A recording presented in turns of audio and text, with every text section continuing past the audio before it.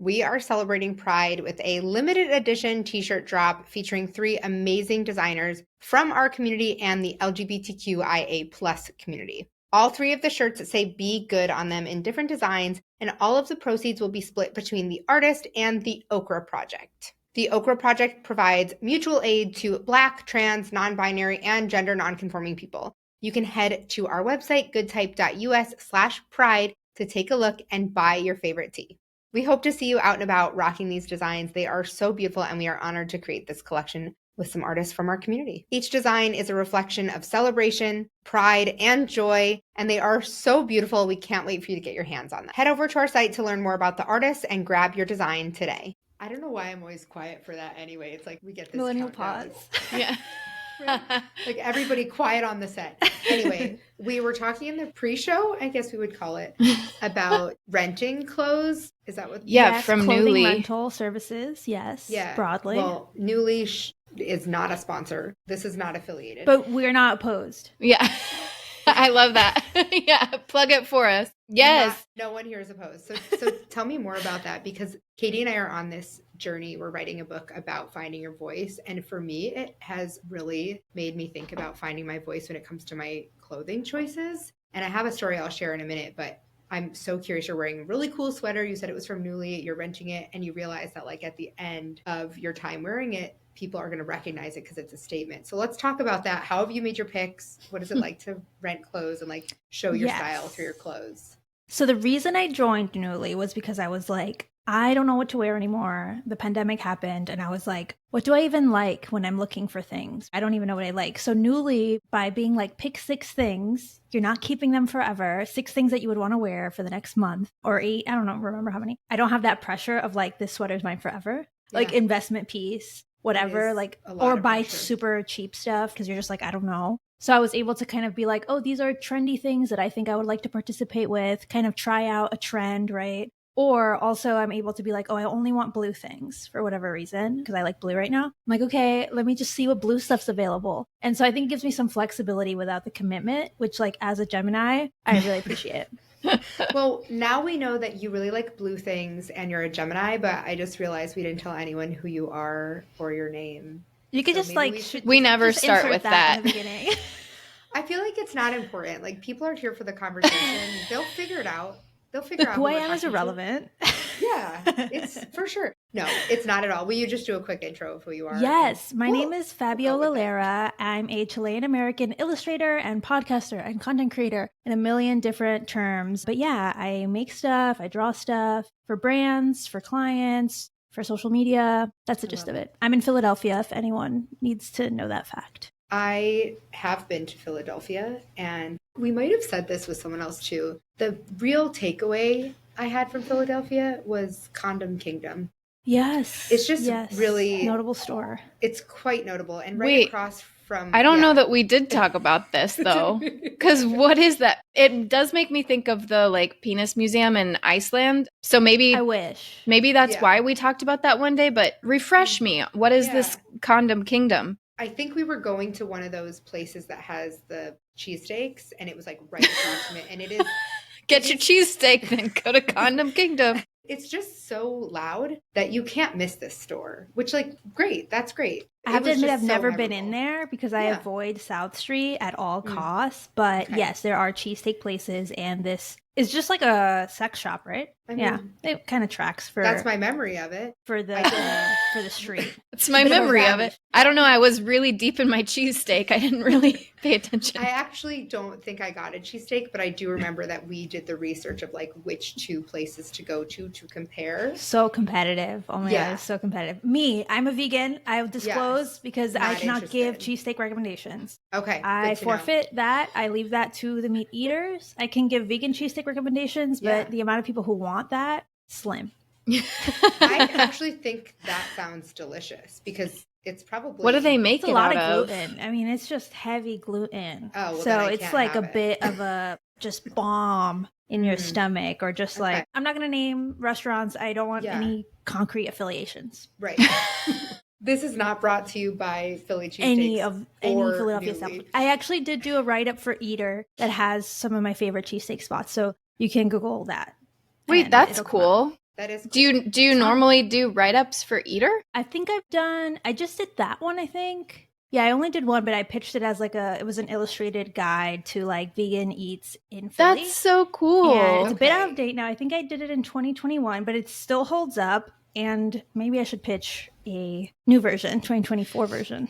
Can we talk more about the idea of pitching this like whole package? Because that's genius and such a great way to mesh your 2 or 7 or whatever passions of like, I'm really passionate about this, but could I add something written to it so that this publication really sees the value of it? So let's unpack that. Tell us more. Yes. I think I was just like, it's something that I always want to do anyways, do like vegan guides or like vegan food critique. But like, I don't know, something about like doing it on my own felt a little bit like not serious enough, though I would do it now. But at the time I was like, it kind of felt random to do without doing it for like someone. So I actually had a friend, actually, I don't even know if she was a former colleague of mine. Anyway, a friend that I knew, and she worked at Eater. And so I pitched it to her to do this vegan food guide, and it worked out. And it was really fun because the research was essentially like me going to all these places to eat. Yes. And I was like, these are expensive. I have a guide now. So I got to eat all this food and then draw it. And it was a really fun little challenge because with food drawing, like I didn't want it to be like too graphic.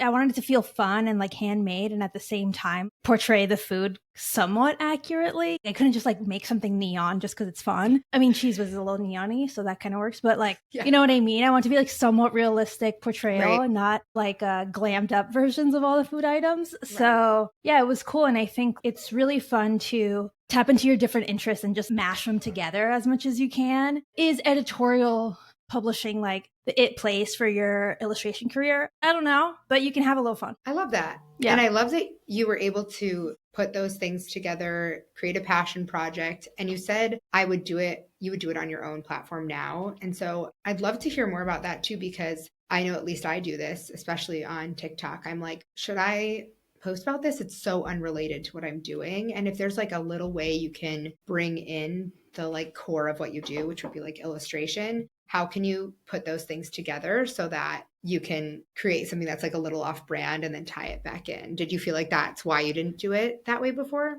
Yeah, it felt a little off brand. It also felt a little bit like, who am I to say these are the best vegan places? Are they? They are to me. Then I decided to take a look at like Happy Cow, which is like the vegan app for reviews, and like Google reviews. And I was like, these reviews are not that good. I can write equally good reviews. So I decided to just go for it. And I think for me, sometimes you think that you're creating kind of like the last word on something, and that feels like way too intense. But I like to just portray it as, this is the take that I have right now. You don't have to take it as fact. It's just my point of view. Yeah, I think everything we do should be seen through that lens. Like, yeah, but sometimes I worry that it's like not. That's like the little voice in my head is like, who are you to make that call? But all the time. I mean, it's definitely one of the struggles, I think, that anyone who's aspiring to have a presence online or share something that they've made, it's like, even when it comes down to illustration, it's like, I'm going to put this out there. Is it the best illustration in the world? No, it's my illustration. Correct. And I think that can be really hard, even for experts in their field, to just take that little voice and be like, it doesn't really matter if it's the best. It's just mine. That's all that matters. Yeah. And that's like what I remind myself when I'm like overthinking or getting too precious about something. I'm just like, this is not the last piece of vegan guides for Philadelphia. This is not finite. I can change my mind. Everyone can change their mind.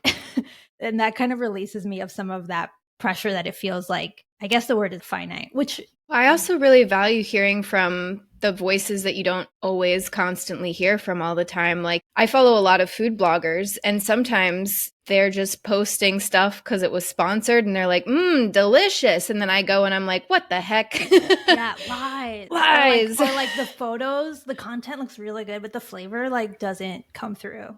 Yes. That happens a lot where you're like, this looks amazing. But totally. Like, taste fine. Yeah. You know, like nothing makes me angrier than when a place has like a bunch of hype around it and then I go and I'm like, this is trash. I spent my hard-earned money.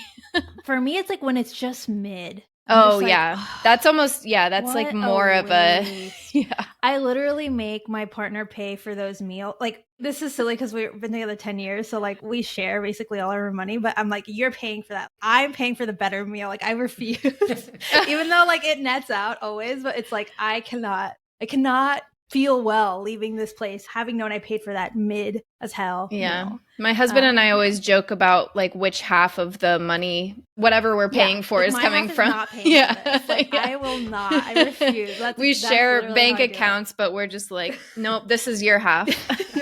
I agree. Something about that makes me feel like morally at peace. Yeah. I feel like when it comes down to like opinion, it's so funny how riled up we get when we don't agree with.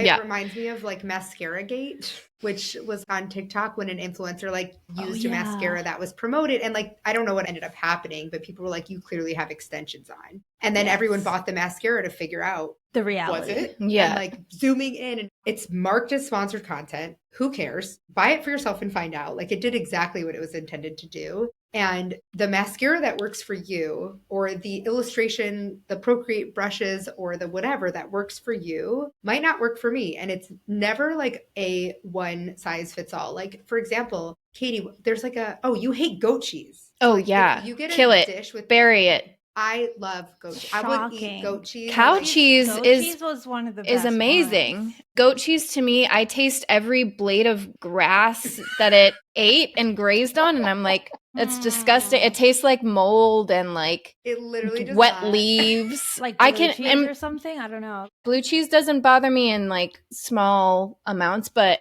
it's just people have tried to like sneak in goat cheese and be like, she doesn't really hate goat cheese, and I will detect it. It's like cilantro to me. For the people that have that cilantro gene, I will find, if it's in something, I will find it. I'm passionate about this. That's rough, because I feel like goat cheese was one of a good one. It was a good one. It is. I love goat cheese, but it doesn't taste the same as cheddar. It's a totally different taste. But if you were to go to a restaurant and they use goat cheese, you would be like, this restaurant sucks. And I'd be like, this restaurant's delicious. Yeah, I ordered a grilled cheese sandwich once at this place that just had a bunch of sandwiches, and they thought I said the goat cheese sandwich, and I bit giant bite into it, and I thought I was actually going to die right then and right there. That's unfortunate. So far from the way that our clothing impacts our style. It's always interesting. Like expression. But I miss Asiago cheese. There's not one single vegan replacement for Asiago cheese. We're not Never done found with cheese. it. If you're listening to this and you are the head of the Vegan Asiago Cheese Association, bring it back. Please call me directly. We have this like vegan only cheese place here in Austin that recently on a Shark Tank episode too, they're like really going for it. But they make it out of all kinds of nuts and things. Yeah. I haven't tried it, but it looks good. But the whole like opinion thing, we have to deal with that so much with Good Type. We have to think about that a lot when we're planning out our social. And we have conversations like these all the time where we're just like, do we want to take a side and invite on the goat cheese debacle? Literally, it can be something as like insignificant as that. But we just posted about Times New Roman being canceled. Mm-hmm. And we were talking about how they moved away from serif to a sans because the new school of thought was that it was more legible. But the old school of thought was that a serif font was more legible. So anyway, we were like, what do you think? Yeah. I love it. This is the Futura. Yeah. And there was somebody in our comments that said, this is uninformed. You should take this down right now. But it's not uninformed. It is what happened. It is right. It's also no, but they were saying that the fact that we were saying the school of thought was changing towards sans being more legible. They were like, no, this is incorrect. And there were people like battling it out in our comments. So it's funny because when we wrote, so Katie said like we deal with this a lot. And when we say we deal with it is that internally, Katie, myself, and Emily, our social media manager or like queen of content, basically, we talk together and say like, how will this be perceived? It's not necessarily us like fighting trolls because I think we have a really wonderful community, but it's us trying to say, how can we avoid how will it be received? Yeah. Right. I mean, I think that's also my fear of making a big statement like the best vegan cheesesteak is X or like whatever. It feels like you're making this big commitment and you're like kind of putting your flag in the ground of this is my take, but like all takes are flexible. But at the same time, it invites a lot more engagement when you take a stance. Yes. It's funny because when we wrote the caption for that, we specifically were like, we're going to say what happened and ask people what they think instead of saying this is what we think. We were like, this was leave it to quote them, unquote put the ball canceled. in their court. Yeah, and just open it for discussion. Like we want our community to be a place where people can say their opinion safely. And we intentionally said, what do you think? Do you agree? Do you disagree? What do you think of what happened? And the reason is like fully for accessibility for people with disabilities. It's just funny that even though we did the work of like thinking, how will people perceive this? We're not going to say we agree or disagree. We're just going to say, what do you think? And it's like, they're going to have their opinion, which is great. Like we need people to have opinions, but like, wow, this is not that deep. We have I know. I feel like, I think with anything that you share on social media, it's like anyone can come and be in arms about it. Someone can find something wrong with it, whether it's like with the problem itself, with the fact that you're posting, with the fact that you're not posting, with the fact that you wrote it in a certain way, you took too much of a stance, not enough of a stance. Everything can be controversial. In my past, I was a social media manager for a company called Pop Sugar, which is like a women's lifestyle blog turned media company, and I manage their Instagram, and they cover a lot of celebrity news. The way that I wrote the caption basically sets the tone for the comment section. If I was too enthusiastic, it's like, why are you so enthusiastic? If I was not enthusiastic enough, it's like, why don't you give her flowers? It's like, no matter how you can write it, someone will have something bad to say. And so you have to sort of massage everything to be a little bit neutral and still expect backlash is kind of what I learned. But yeah, it happens with everything. I think one weekend post, a hot photo of Kim Kardashian, I was like, she looks hot. Who can argue this? It's a really sexy photo of Kim Kardashian, which is known for being sexy. Like her thing is to be sexy. I'm not going to post like a regular photo of Kim Kardashian. Like, why would I do that? So I posted it and everyone was like, I can't believe you're posting this. This is not even like a celebrity. Like she does nothing. She just shows off her body. I was like, that's I didn't say that wasn't hot. I didn't say she didn't do those things. I'm just saying, look at this crazy bikini she's wearing. Like, it's crazy. We can just be like, wow. I had to take it down. And I had to learn, like, people just hate Kim Kardashian. So I have to, if I post Kim Kardashian, it has to be about her kids. And people aren't going to say anything. Or like whatever, you know? So you have to kind of learn with all of these topics, like what are the angles to take almost, if you're functioning like a news organization, which is totally up to you. I feel like your experience working in social media has really created such a unique space for you to come at it from the artist perspective because your content is so crisp. I went to your Amazon page earlier and I was like, add to cart. I'm pretty sure I have all those things, but like, yeah, you probably do. Like, when you like do your vlog or your clips, it's so crisp. And I'm like, she is definitely not using an iPhone. I'm like, I'm using a camera, but I don't know how to make it do what you're doing. It's so great. I try really hard. I like to tell people like, this isn't happening on its own. This is a lot of effort just so that people like know you can do it too. It just requires a lot of effort. So buy in as much as you want to buy in, I feel like, you know, because I think the iPhone's great. You can use your iPhone. I have an old iPhone. I love new gadgets. This is just like what I like to do. So I lean into it. But yeah, I appreciate it. I love that. I love that for you. And I love consuming your content. So I think it's really interesting that the content you create serves like two purposes because you have a podcast, you have a Patreon. I think you have both, or is it? I do. Okay, so my podcast is on a hiatus because I was like revamping it, which always takes longer than you expect. And so I'm in the process of redoing it. It's like a makeover for it. I feel like with the first 2 seasons, I learned a lot. Now I want to take it in a slightly upgraded direction, I would say. Still the same, but a little bit upgraded. And yeah, the Patreon probably doesn't exist. I have to get back to my patrons on that. But yeah. Can you do a like quick plug for your podcast so people can subscribe and come back? Of course. Look at me. What a bad little podcaster. Yes. So I have a podcast called Draws in Spanish where I talk to Latinx visual artists about their creative careers, but also their upbringing, their culture, and how it impacts their creative careers and tying the two together. I feel like so often culture and background are left out of these conversations. It's just like, tell me about your career and how you got here. And it's like everyone's backgrounds makes that so different. And so that's what I really wanted to highlight with these conversations. And yeah, that's my podcast, Draws in Spanish. Find it wherever you find your podcasts. I love that. I have so many follow-up questions, but I want to hear, can you do a kind of short, because I have so many other questions, recap of how your culture and how your work has been impacted by, I feel like that's a huge question. I don't know how to make that. Gigantic question. Yeah, but Let's go. you're Let's right. go. Let's go, It baby. just, Let's go. it often gets overlooked. And like Katie and I are on this journey to help other people find their style and their unique creative voice. And we're talking about how culture plays a huge role, from like the way you were raised, the type of household, the location. And so I'm curious if you can share a little bit of that upbringing piece and how that's impacted Yes. you. So I'm Chilean American. Am I first generation, zero generation? Unclear. My family came over when I was a baby, right? So whatever generation that makes me. Again, one of those things I don't like to put a flag in the ground about because it's a term that is highly contended here. So interesting. Yeah, so I'm a first generation immigrant, right? But I came as a baby, so that's like a different perspective. And I grew up in South Florida. I say South Florida because I moved around so much as a kid. Due to being an illegal immigrant with my family, there's no sense of stability, right? You're just kind of surviving, trying to figure out how to get papers, how to get a green card, how to become a real, quote, citizen, American, permanent resident. And that kind of impacted my entire childhood. And going into something like freelance is like the opposite of what you should do.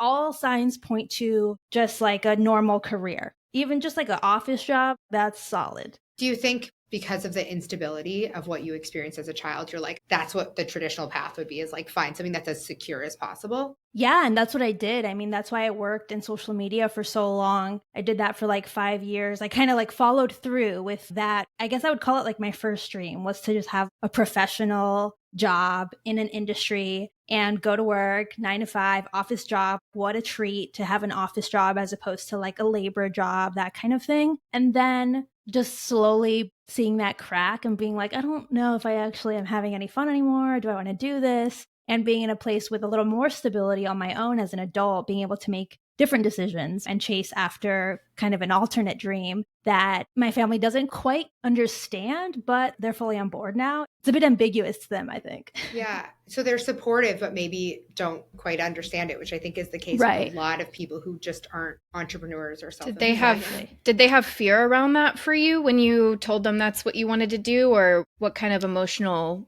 stuff did that bring up?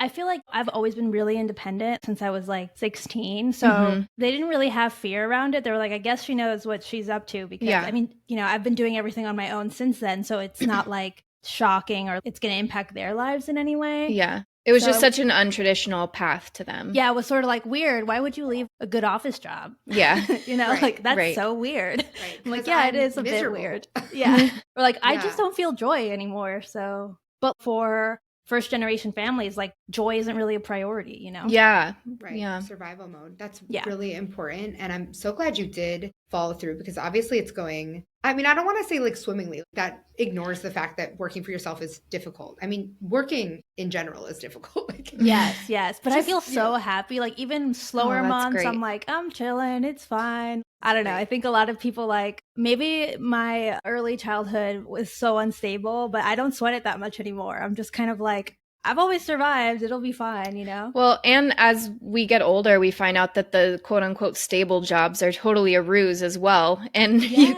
can get laid off at any moment. Anything can happen no matter what kind of job you have. I 100% agree.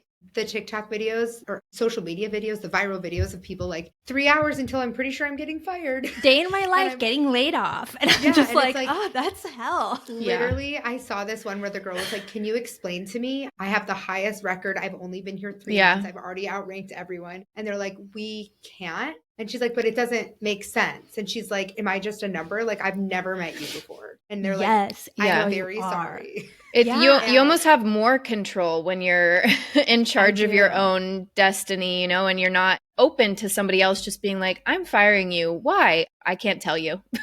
No reason. It's so tricky. It's so tricky. And I feel like there was this idea for like previous generations that you could just have a job forever and then like retire. But like, that's so not a thing. Even when I got out of college in 2015, like that was not a thing anymore. No one stays at one job. Like my family would always be confused that I was like going to a new job. And it's like, I had 3 jobs in 4 years. That was pretty standard. Honestly, it could have been worse. Yeah, I think that idea is kind of dying out, and people maybe are getting hip to the fact that it's not as stable as it once was. Absolutely. Yeah. And I think even if you're staying at the same company, it's so natural that you're going to change positions within that. Yeah. Because if you're not, you're literally just stagnant. And I don't think we in this day and age put up with anything that's stagnant anymore, which like maybe we could use a little more consistency and a little more baseline. But I do feel like we're excited about change, and that's something you've done really well. And it sounds like you also like shift gears. I mean, this is what I'm perceiving, is that you shift gears because you have this podcast and this community, but then you also create content. I mean, you've said you're a content creator, and with your content, you're actually creating things that help other artists. So like tips and tricks and tools and things that you use in your daily life. But then at the same time, you're also doing illustration and like commercial artwork. Commercial art, yeah.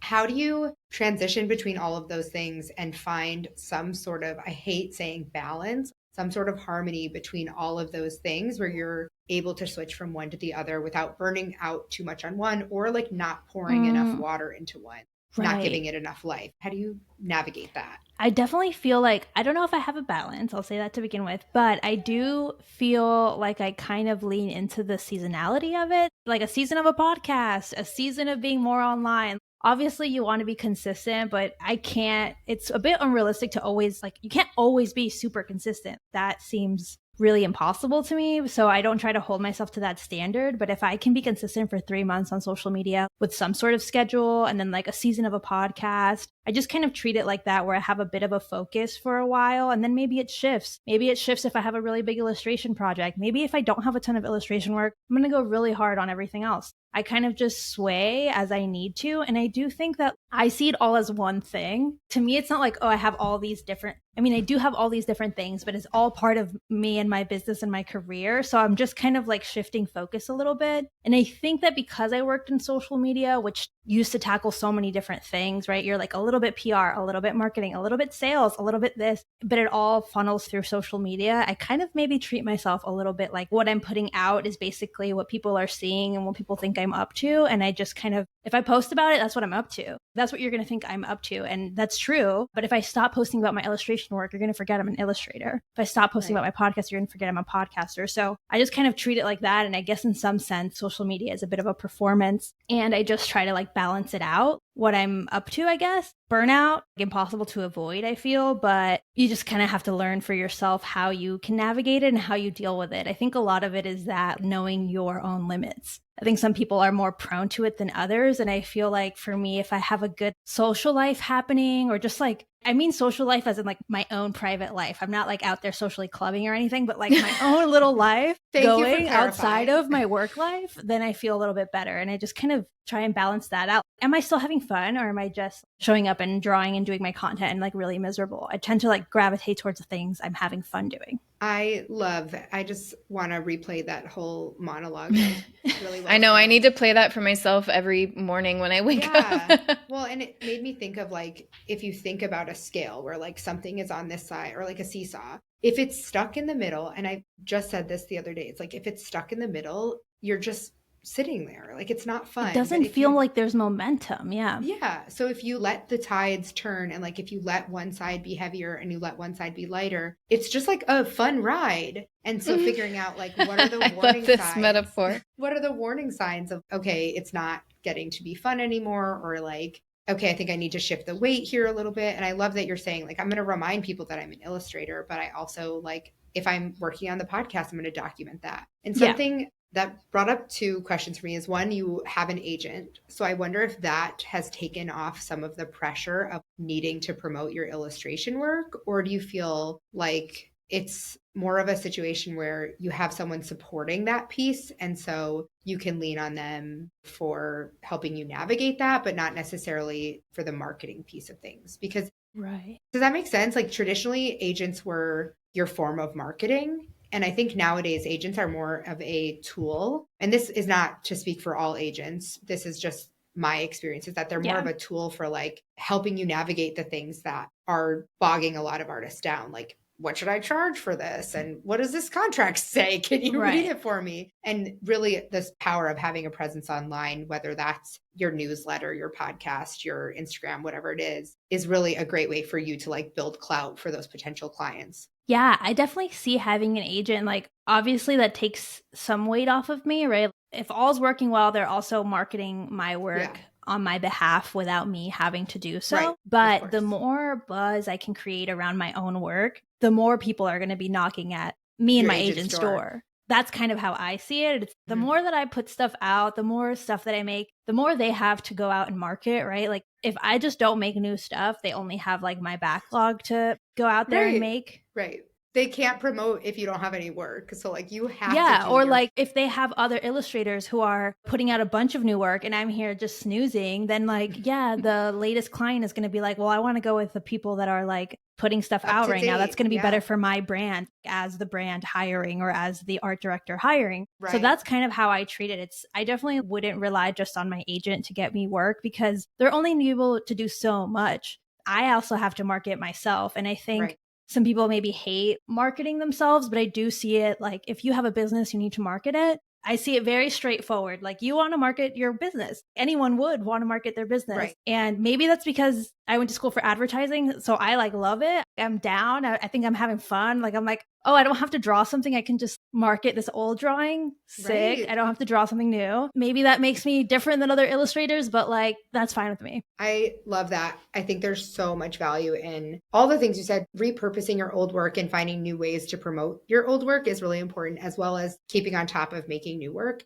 And something that you said, which I really loved, is that, yes, you're a content creator and you like using social media. And it seems like you have a really great handle on how to navigate the kind of, I guess, social aspect and like the highs and lows of it. But you also did this reel where you said you don't have to pick a social media platform. You can choose a different way to market yourself. And yeah, I know people get really bogged down and it's okay to take breaks from social, like it's great to take breaks from social media. But if you are like, so turned off on the idea of creating social content, then you shouldn't. And instead, you should lean in to a different platform. I mean, look at Lewis, what is it? Lewis Howes? Is that how you say his name? He is like a business, the Jenna Kutcher's Lewis, I can't remember all the other names, but like the business, the OG online marketing people. He got his glow up, I guess, by using LinkedIn. Yes. LinkedIn. Oh my gosh. Okay? I know. I'm like, I cannot do LinkedIn. I hate writing. Anything that involves a lot of writing, I cannot do. But yeah, people are like now trying to use LinkedIn. Yeah, I think people don't want to hear it. I think this is an unpopular opinion, unfortunately, which is like, sure, you don't like social media. What else can you do then? People then don't know what to do. And that's why they're so frustrated, right? Because they're like, okay, I hate Instagram. I hate TikTok. I hate making videos. Okay, what do you like to do to market your work? What would you like to do to market your work? And that's like a question people don't want to face, I think, because the reality is maybe a lot of artists don't like to market their work for a variety of internal and external reasons. And that's, I think, like the root of the issue is like, what would you enjoy doing that you have to market your work? Because back in the day before social media, you were sending out postcards. You were going to editorial publications in person with your portfolio and having an art director tell you, nah.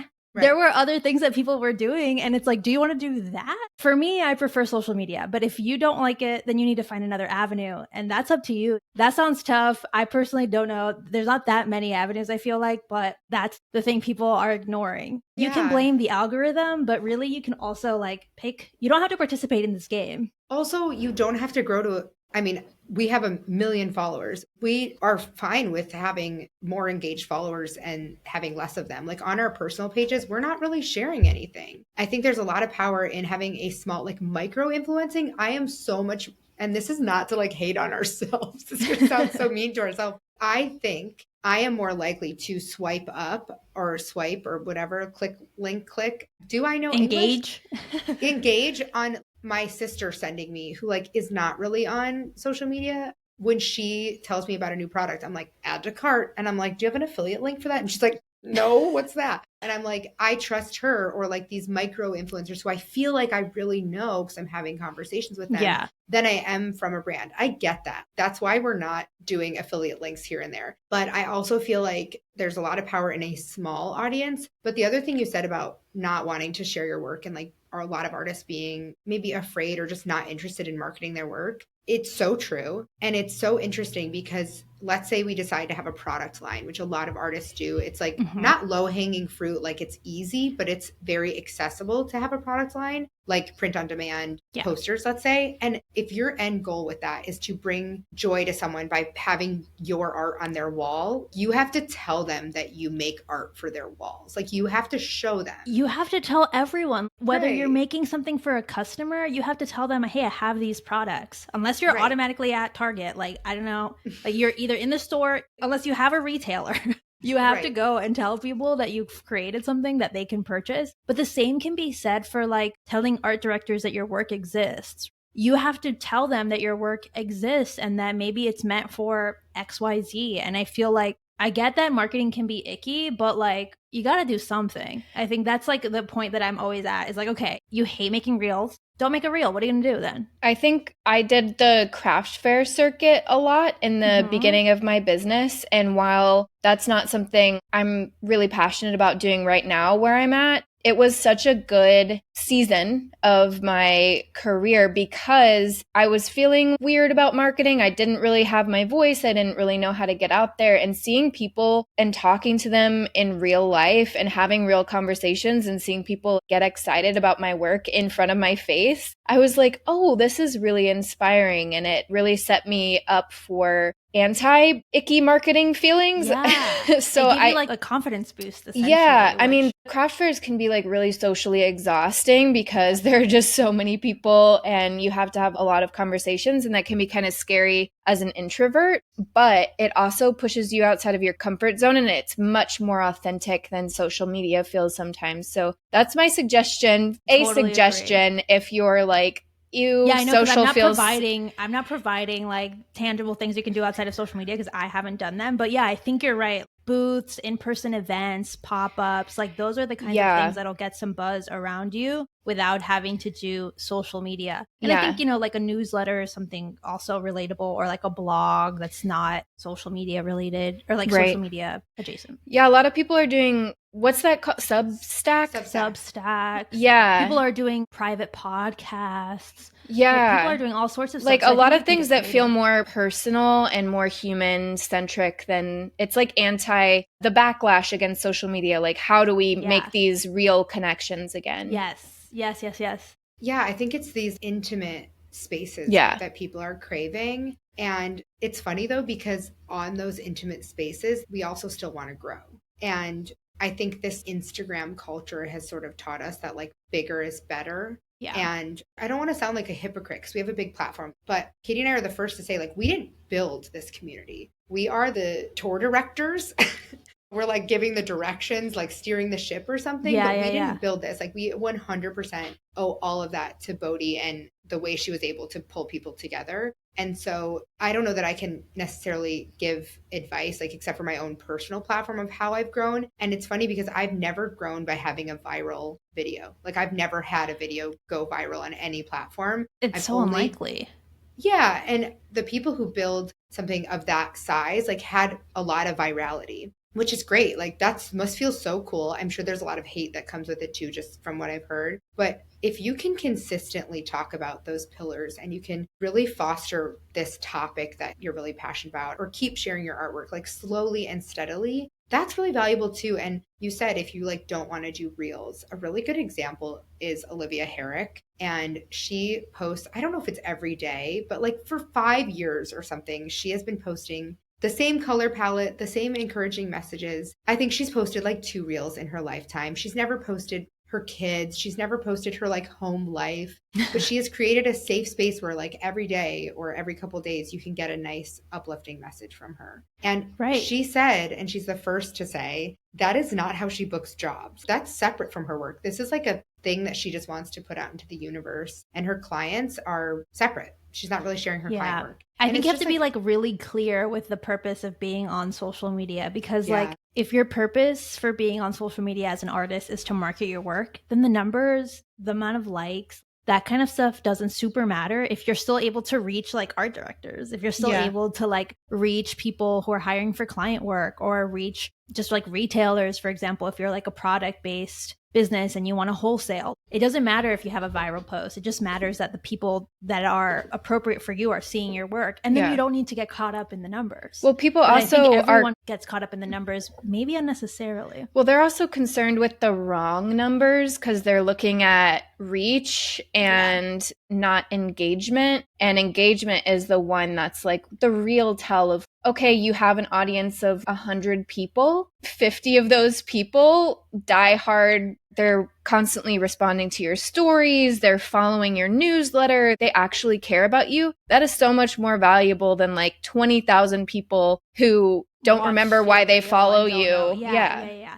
I definitely agree with that. And I think like a lot of the times the reason people are getting super discouraged, I like to clarify this. I'm not pro platform, like social media platforms. You need to just be clear on your reason for being there and then just stick to that instead of getting swept up by all the vanity metrics that are just like pumping you up with adrenaline. But like a small post that gets tons of bookmarks from the right people, maybe that's way better than like a reel that got 100,000 views from like randos that actually end up leaving comments where they're like, who made this and why would you make this? So I think a lot of it is just staying focused and staying in your lane and knowing your purpose there. And I guess for me, since I was a former social media manager, for me, that's really easy. And I used to make cases for my boss, like, this is better than this. We should do more of this and less of that. And like, let's not get caught up in XYZ. And I think that's why I have some clarity. I don't take it super personally. Like if something flops, I'm like, things just flop. There's 100 million different factors, and you can blame all of it on that and just like keep on going instead of letting it discourage you.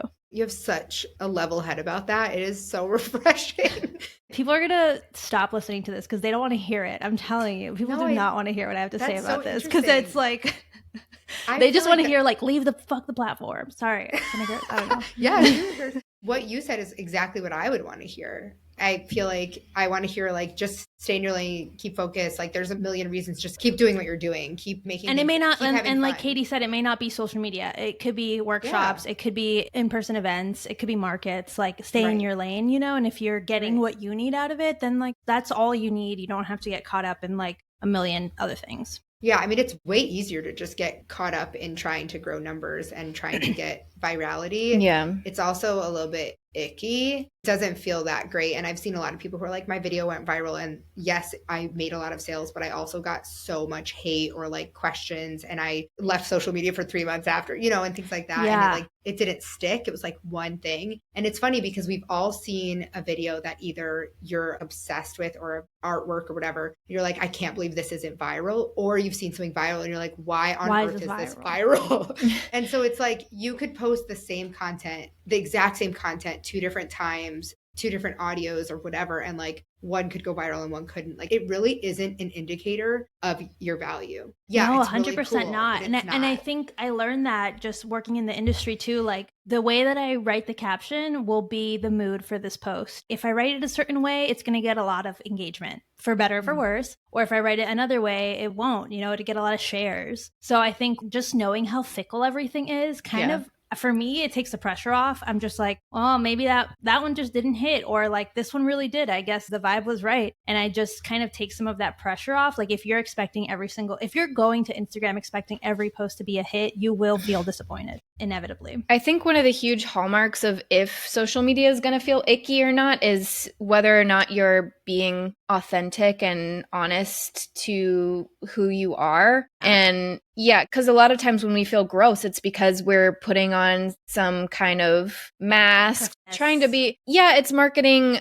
on one side, but the things that people respond to the most and the thing that's actually going to work the best is finding that place where you are sharing what you do, but it comes from a place that's true and that feels good. Yeah, I mean, people are, especially the younger generation, is turning more away from polished content, things that feel produced, and they want just more people talking to a camera, explaining what happened to them that day, or just telling a story that they connect with. So I think the more that we can find that place and like, where is that for us and what's the story that we're telling that's going to connect with people, the better we're going to feel. Yeah, I think I totally do that well. You do that so well because your content is crisp because you're using quality products and you care about it and you're editing, but like it doesn't feel like it was produced. It feels like you just really know your way around your camera and I you're just really have fun with it. When I make stuff with just my iPhone, I'm like, I don't want to edit this. I think as just like a visual artist, I'm like really into those kinds of details of like production and so that's what I gravitate towards. And I think other artists who are into that will lean into it. And other artists who maybe feel intimidated by that or don't connect with that, they won't be into my content. And that's totally fine. I just have to live with that. I think how you produce your work can also, just like in the same way in early Instagram days when like someone took a really good photo of their drawing in their sketchbook, it's going to do well. And that worked at that time. And now it doesn't as much. Things come in waves. There are trends. And I'm sticking to kind of like what my, let's say, video voice is or video aesthetic is. And then maybe it'll change. Maybe it won't. I see it as another extension of my artistic expression, my video work. I used to feel really like bogged down by the production side of it. Now I really enjoy it. Like I have fun and I'll reshoot something just because I'm like, I think I could get a slightly better angle or like, oh, I missed this one kind of shot that I think would like really make this better. And then I do it because I'm having fun. And that's part of your art too. When I said people are drawn to things that aren't as produced, I think that what you do and like what artists do is kind of an exception to the rule, especially when they're like, this is part of my expression. This is part of the totally aesthetic depends. and the vibe. Yeah. So again, just if that's the thing that feels authentic, go towards that. If it's like talking in your car after a workout, go towards that. Just try and follow your arrow. Yeah, I feel like for me, like I can make the most boring video, but like it looks so nice that I'm still excited about it. So I'm like, this unboxing would be so boring, but like it's so crispy and juicy that I'm like, someone's gonna like it. I liked it. And so I just kind of lean into my own visual, like what's interesting to me. And hopefully that'll find its people eventually. And it's a matter also of like trying consistently. Like if you make 5 posts or reels or whatever and you're like, none of them did well and I don't like any of them, I'm like, okay, but you only did 5. Like imagine if you only ever did 5 drawings or 5 designs. Right? You would not like any of them probably. Like maybe you might like half of one, So like you got to keep reiterating. That's part of, just like any other creative practice, part of the growth that you're going to see. Amazing. I'm going to put it in a bowl and eat it up. Whoop, whoop, whoop. I'm sure you can. Yeah. Are you completely self-taught? On illustration work? Yeah, and video. You went to school for advertising. I went to school for advertising. I did take some like graphic design classes, but not from the art school, from the journalism college. I took a few figure drawing classes that I finagled my way into, but that's about it. This is your just like innate ability to be creative and to be... I've also been trying for a long time. I feel like maybe that can be missed, but like you can go to my Instagram from 2011 and you'll see a variety of artwork at different stages in development. So like you can see the evolution there. And it's definitely like, I think for me, like I was on Tumblr and I was like, I want to make GIFs and I want to make my own GIFs. I don't just want to like do YouTube video GIFs. And so I made my own GIFs using like Photoshop. It's been an ongoing like expression journey. And you've been just like creatively curious forever. Yeah, I think so. And I think I love media and technology naturally. Yeah. Like that's just part of me. Like I love a new gadget. I love a new software. So that kind of works with the whole creativity thing. I love that. I think more people need to be curious about, especially if we want to keep up or stay afloat even, to be curious about these new ways of expression. And if you love fine art and you just want to paint for the rest of your life, go for it. Go for it. But maybe you want to get creative and like learn how to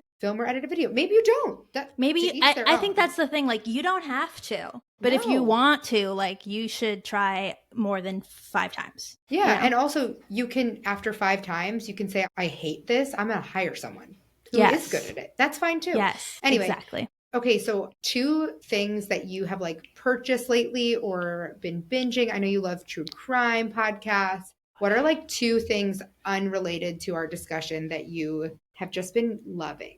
Love Island. Also. Yes, that's my girl. My God, the other half of me who likes art and creativity, I just love junk TV. I call it junk because that's what people call it, but I think it's pure value. You are speaking my language. Love Island All Stars, amazing Absolutely. Show. So good. I love every Love Island I've seen, all of them. They're so good. I think I've seen since season 5 or series 5, whatever they call them. But I've just been like, they do say that.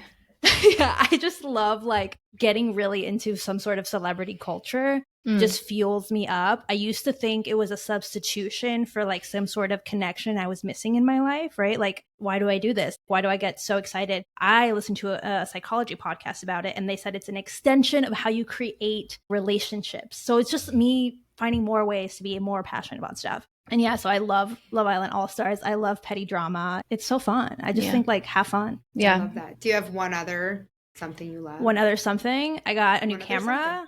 I got a new camera that I've been obsessing over. I watched so many YouTube videos about. This is not sponsored, but I will love to get a sponsorship. DJI, they make drones. You're probably familiar with their drones. They have a handheld camera that looks so cool, and they just came out with a new one, and I just got it. It probably won't get here for like a month, and I am very pumped about it. I will make lots of videos and let you know if it's any good. I believe it's very good. Right. I mean, I didn't think you needed an upgrade because we just told you how great your quality was, but you know, I can't wait to see. I know. I was like, I probably don't need anything, but like, yeah, I can't help myself. Girl loves a gadget. I do. I really love a gadget. It's like, I'm just always trying to get a new gadget. It's fine. I don't buy that much art supplies, so. That's great. Okay, so just do a real quick recap of where people can find and connect with you. Yeah, so you can find me on Instagram at Fabiolita Draws. You can search my name, Fabiola Lara. It should pop up. And I'm also on YouTube, same username. And you can go to drawsinspanish.com to listen to my podcast. I'm working on the next season, and I'm excited to release it. Amazing. Thank you so much. Thank you. Thank wish you. we could make 2-hour episodes, but I feel like thank you for letting me rant about all these things. I hope no one's too upset at me for saying that social media is just fine. I don't think so. I think it's such a humbling conversation, and hopefully we can continue the conversation. Yes. And hear what people think. Hear where people stand. I can't wait to hear the episode and make some content around it. Amazing. All right. Well, thanks for joining, and we'll talk to you later. All good. Bye. Things. Thank you.